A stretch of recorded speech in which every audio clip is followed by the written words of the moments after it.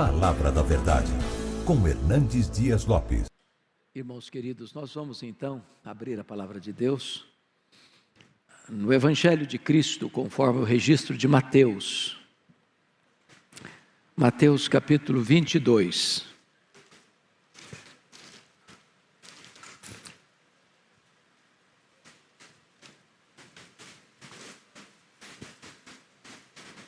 Versos 41 e 42.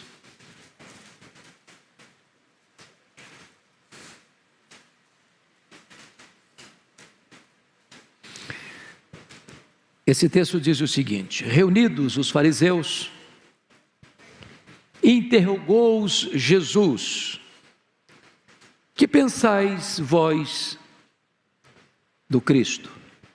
Vamos ler de novo até aqui? Reunidos os fariseus, interrogou-os Jesus: que pensais vós do Cristo?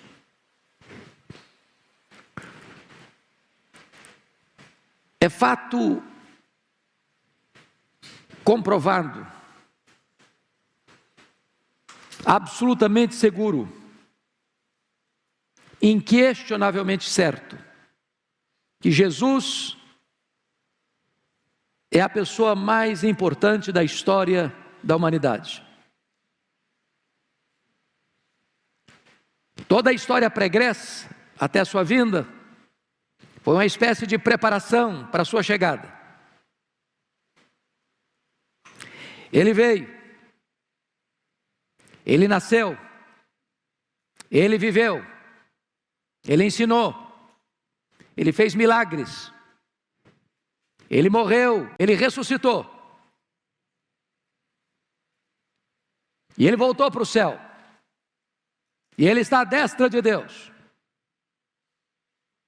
e ele reina, e ele levanta reinos e abate reinos,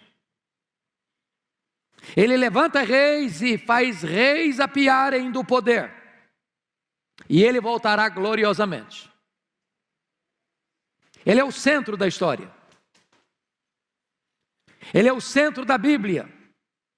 O Velho Testamento todo apontou para ele. Ele é a semente da mulher, que veio para esmagar a cabeça da serpente. Ele é o Cordeiro da Páscoa. Ele é o tabernáculo, ele é o templo.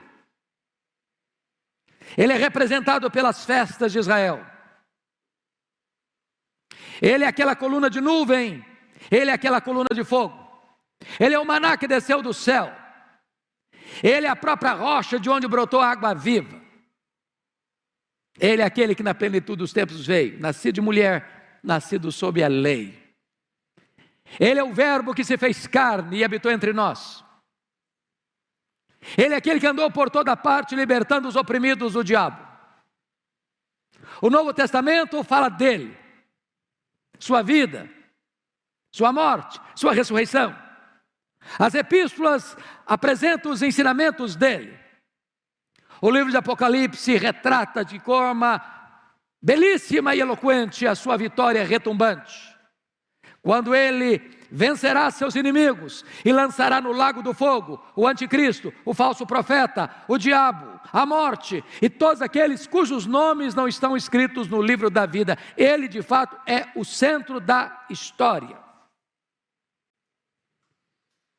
Agora Jesus está diante dos seus mais sutis adversários. Está diante dos fariseus.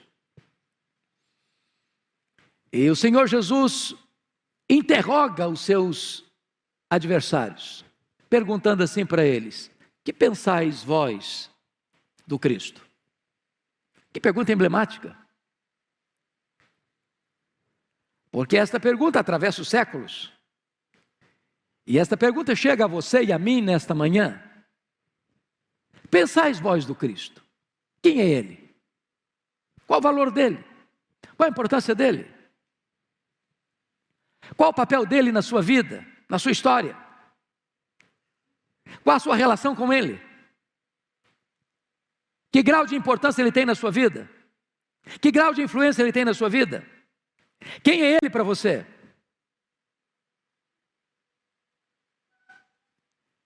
Que pensais vós do Cristo? Como mestre. Nunca pisou nesta terra um mestre como ele. Até seus inimigos que foram prendê-lo voltaram de mãos vazias, dizendo: ninguém fala como este homem. Ele é o mestre dos mestres, pela grandeza do seu caráter, pela excelsitude dos seus métodos, pela variedade da sua pedagogia. Que pensais vós do Cristo como médico? Ele andou por toda parte, curando os enfermos. Aquilo que a medicina nunca podia e não pode ainda fazer, ele fez. Os coxos andaram, os cegos viram, os mudos falaram, os surdos ouviram, os leprosos foram purificados, até os mortos ressuscitaram. A pergunta ainda permanece: que pensais vós do Cristo?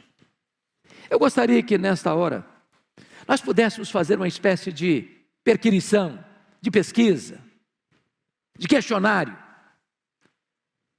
rodando a terra, fazendo essa pergunta: que pensais vós do Cristo? Vamos começar primeiramente com aqueles que se declararam seus inimigos. Que pensais vós do Cristo? Fariseus. O que os fariseus tiveram para acusá-lo? A acusação que levantaram contra ele: ele é amigo dos pecadores. É verdade. Fariseus, vós tendes razão. Ele mesmo é amigo dos pecadores. Ele comeu com os publicanos. Ele acolheu prostitutas. Ele abraçou os inabraçáveis. Ele acolheu os inacolhíveis. É por isso que há esperança para você. É por isso que há esperança para mim. Ele é amigo dos pecadores. Ele não veio para condenar, ele veio para salvar. Ele veio para dar a sua vida por você e por mim. Ele veio para morrer na cruz do Calvário por você e por mim. De fato, ele é amigo dos pecadores. Que pensais de vós, o Cristo? Ó fariseus, e eles disseram: salvou a si mesmo, salvou os outros, a si mesmo, não podeis vos salvar. Quando ele estava lá na cruz, é verdade, é verdade. Se Jesus tivesse descido da cruz, nós desceríamos ao inferno. Se ele tivesse descido da cruz, ele não poderia ter morrido por nós, morte sacrificial e vicária e substitutiva. Vós tendes razão, ó fariseus, ele não pôde descer da cruz para que nós não descêssemos ao inferno. Mas, que pensais vós do Cristo? Vós Caifás, que subornastes Judas Iscariotes, pagando-lhe 30 moedas de prata para trair Jesus, que contratastes testemunhas falsas para acusá-lo. Que pensais vós do Cristo? E Caifás responde: ele blasfema, porque a si mesmo se diz filho de Deus, e diz que ele vai voltar entre nuvens. É verdade, Caifás, é verdade, ele é o filho de Deus, o verdadeiro filho de Deus. É verdade, ele voltará entre nuvens, pessoalmente, visivelmente, audivelmente, inesperadamente, repentinamente, inescapavelmente, gloriosamente. Mas, que pensais de vós, o Cristo, ó Pôncio Pilatos, que covardemente, contra a vossa consciência, o entregaste para ser crucificado? Que pensais vós do Cristo? E ele responde: eu não achei nele crime algum. É verdade, ele não tinha crime, ele nunca cometeu pecado, ele nunca transgrediu a lei, ele nunca blasfemou contra Deus, ele nunca conspirou contra César. Ele morreu naquela cruz, não pelos seus pecados, mas ele morreu pelos seus, pelos meus, pelos nossos pecados. Mas perguntaríamos: e vós, mulher de Pilatos, que pensais vós do Cristo? E ela responderia para nós, dizendo ao seu marido: não te envolvas com este justo. Não te envolvas com este justo. Ela reconhece que Jesus é justo. Ela reconhece que Jesus não teve crime algum. Que ele jamais foi um transgressor da lei. Que ele jamais merecia aquela penalidade de morte de cruz, que era aplicada aos malditos. Ela reconhece a sua inocência. Mas poderíamos perguntar ainda: e vós, Judas Iscariotes, que fostes discípulo dele, que andastes com ele, que viste os seus ensinamentos e os seus milagres, que por ganância e avareza o vendestes por 30 moedas de prata, que pensais vós do Cristo? E ele responderia para nós: eu traí sangue inocente. Eu traí sangue inocente. E vós, centurião, que depois de castigar e flagelar Jesus, o entregastes aos soldados para que eles o prendessem naquele madeiro, pensais vós do Cristo? E ele responderia com voz altissonante para todos nós nesta noite: verdadeiramente, ele é o Filho de Deus. Ele é o Filho de Deus. Mas vamos continuar a pesquisa. Vamos pensar na história. O imperador romano Juliano, o apóstata,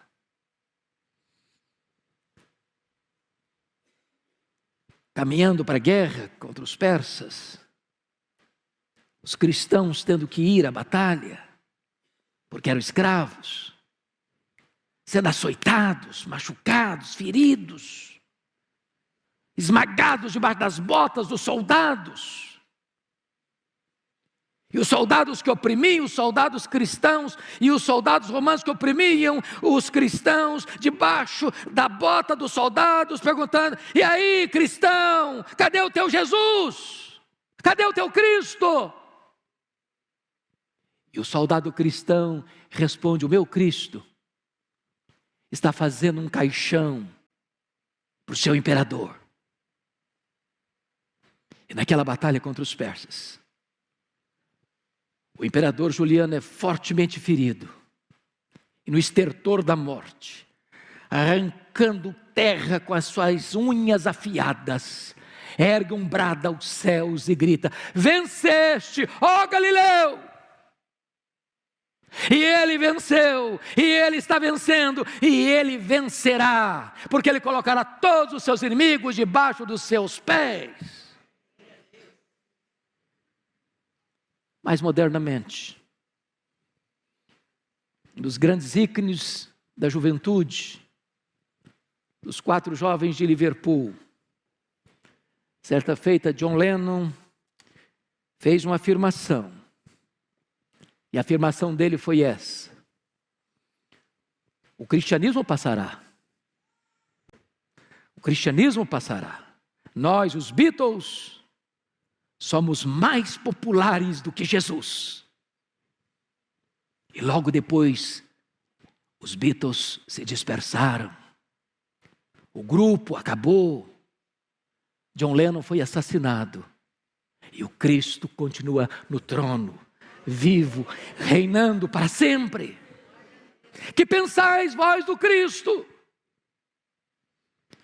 E todos os seus inimigos, ao longo dos séculos, terão que um dia se render. E toda língua vai ter que confessar que Jesus Cristo é Senhor, para a glória de Deus Pai.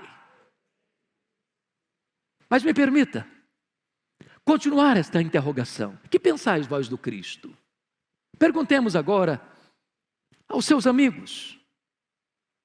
Perguntemos ao príncipe dos pregadores, seu precursor, João Batista. Que pensais vós do Cristo? E ele responderia para nós: Ele é o Cordeiro de Deus, que tira o pecado do mundo. Ele é a única esperança. Porque eu batizo com água, mas Ele é mais poderoso do que eu. E quando Ele vier, Ele vos batizará com o Espírito Santo e com fogo. Perguntemos mais. Perguntemos agora a Pedro: E vós, Pedro, chamado para ser seu apóstolo, que pensais do Cristo? E ele responderia para nós nesta manhã: Ele é o Cristo, o verdadeiro Filho de Deus. Tu és o Cristo, o Filho do Deus vivo. Não há salvação em nenhum outro nome dado entre os homens, pelo qual importa que sejamos salvos. E vós, apóstolo João, íntimo de Jesus, discípulo amado, que reclinou a sua cabeça no peito dele, o que pensais vós do Cristo? E ele responderia para nós: Ele é o alfa e o ômega, Ele é o rei dos reis, Ele é o Senhor dos senhores, Ele é o noivo da igreja.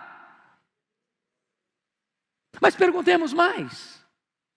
Perguntemos a Paulo, o grande bandeirante do cristianismo, aquele que andou por todas as províncias do império, plantando igrejas. E vós, apóstolo Paulo, o que pensais do Cristo? E ele haveria de responder para nós: Ele é a minha vida. Para mim, o viver é Cristo. Para mim, o morrer é lucro. Ele é a razão da minha vida.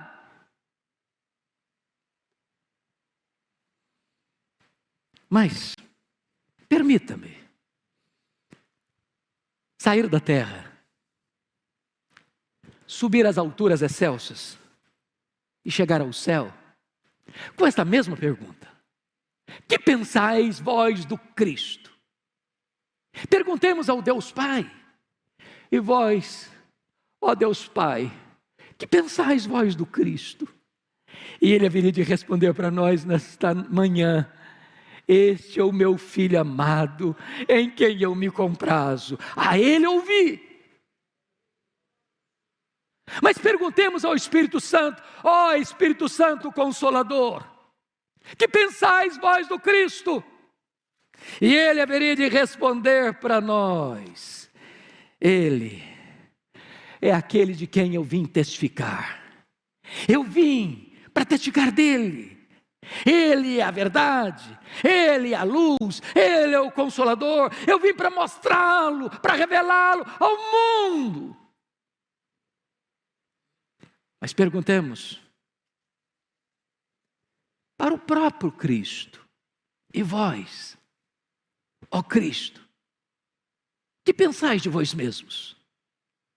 E Ele haveria de responder para nós: Eu sou o pão da vida. Eu sou a luz do mundo. Eu sou o bom pastor que deu a vida pelas ovelhas.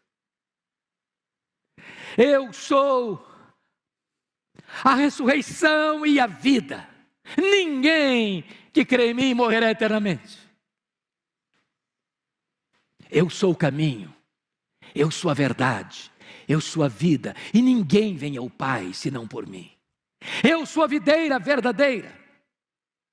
Vós me chamais Senhor e Mestre, e fazeis bem, porque eu de fato sou. Mas perguntemos agora: os remidos que estão no céu, e vós que já estáis desfrutando da glória eterna, que pensais vós do Cristo? E eles haveriam de responder para nós: porque está escrito: depois destas coisas vi, e eis uma grande multidão que ninguém podia enumerar, de todas as nações, tribos, povos, línguas, em pé diante do trono e do Cordeiro, vestido com vestiduras brancas, com palmas nas mãos, e clamando com grande voz ao nosso Deus que se assenta no trono, e ao Cordeiro: seja a salvação, seja a honra, seja a glória, seja o louvor, seja o domínio pelos séculos dos séculos. E vós, que estáis aqui hoje, neste templo, nesta casa, E vós que estáis nos assistindo aí, que pensais vós do Cristo? Que pensais vós do Cristo?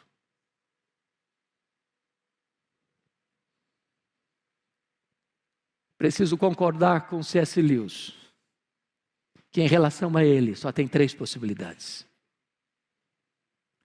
Ou ele é um mentiroso, ou ele é um louco, ou ele é Deus. Se ele não é quem ele disse ser, é um mentiroso. Se ele não é quem ele pensou ser, é um louco. Mas se ele é quem ele disse ser, então ele é Deus. E se ele é Deus, e ele é, hoje você precisa tomar uma decisão em relação a ele. Só há 2 possibilidades: rejeitá-lo ou recebê-lo. Quem o rejeita não tem esperança, porque não há nenhum outro nome dado entre os homens pelo qual importa que sejamos salvos. Mas se você nesta manhã o receber, ele diz assim: em verdade vos digo, quem crê em mim tem a vida eterna. Qual é a sua decisão? Hoje é o dia, agora é o tempo. Renda-se a ele e receba-o como seu Salvador